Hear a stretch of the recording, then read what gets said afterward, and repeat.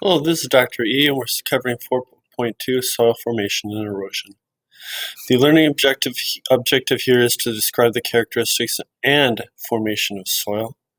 Suggested skills to be able to define a research method, be able to design and or measure the methods that you determined. So, what is soil? Soil is basically a mix of geological rock and organic components. For example, the rock portions are sand, silt, and clay. The living components would be humus, not humus, but humus, which are the main organic part of soil. That's where biomass like leaves, dead animals, and waste are broken down.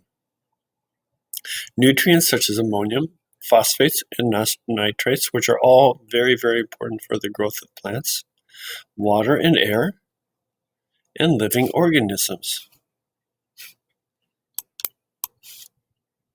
So in plants, soil is important because it anchors the roots so the plants don't fall over. It provides water, shelter, and nutrients for growth. So the water, nitrogen, phosphorus, potassium, magnesium come up through the roots. Water filters rainwater and runoff by trapping pollutants in pore spaces in plant roots. A clean water that enters the groundwater and aquifers eventually. Nutrient recycling is home to decomposers that break down dead organic material and return the nutrients to the soil. It's also a habitat for various organisms like earthworms, fungi, bacteria, molds, and slug. So, what's the difference between weathering and erosion? Weathering is the breakdown of rocks into smaller pieces. It can either be physical, where rain, wind, freezing, thawing of ice break it down, or it can be biological. For example, the roots get into the rock and break it apart. It can be chemical, for example, acid rain, acid from moss, or lichen. These are basically what are used in early breakdown of rock from a primary succession, which we'll learn about later. Weathering of rocks leads to soil formation. Why? Because the rocks are broken down into smaller and smaller pieces. They can be carried away and deposited by erosion. Now, what is erosion? It's the transport of weathered rock fragments by wind and rain. It's carried to new location and deposited, which is called deposition. So, through time, soil is formed. What are the effects on soil formation? For example, what kind of material is it from? What is the pH? What is the nutrient content of the soil? What is the topography? How steep is the slope? Is there too much erosion? So more ground level, there's more deposition. Climate. Warmer climates will have faster breakdown of soil, breakdown of organic material. The tundra basically doesn't happen. The more precipitation, more weathering, erosion, and deposition. Organisms like bacteria, fungi, and worms break down organic material. Soil formation. From below, weathering of parent material, the rocks, produces smaller and smaller fragments that make up the geological or inorganic portion of the soil. That would be the sand, silt, and clay, where we're going from the largest to the smallest. Minerals.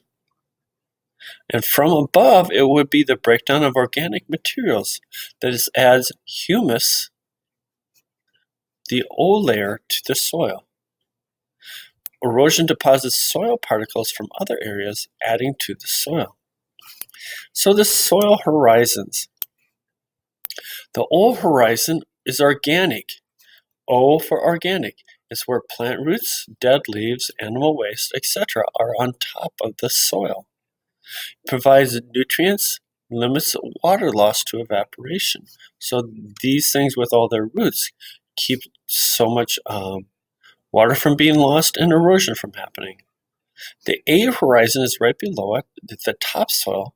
It's a layer of humus, decomposed organic, and minerals from the parent material. The A horizon has the most biological activity, which is earthworms, soil microbes, and so forth, breaking down the organic material to release nutrients.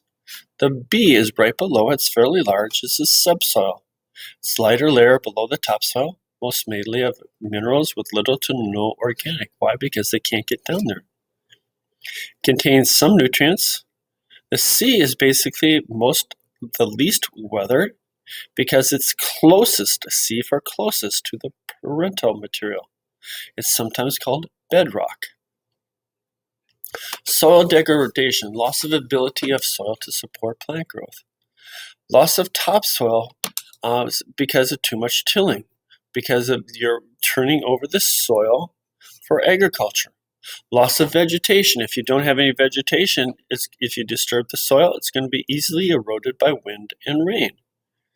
Loss of topsoil dries out the soil, removes nutrients and soil organisms that recycle the nutrients. Compaction, pressing it down by machines such as tractors, bulldozers, etc., grazing cattle, and humans reduce the ability to hold moisture. Why? Because it's pushed down so hard, water can't get in.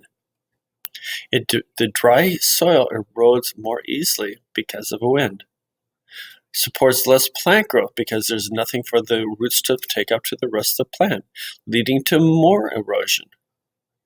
Nutrient depletion is repeatedly growing the same crops on the same soil, removing the same nutrients time after time after time. Reduces the ability to grow future crops. So, practice FRQ 4.2. Design an investigation to measure the effect that climate has on soil formation. Can you identify the independent variable and the dependent variable in your experiment? Thank you, and I hope that was helpful.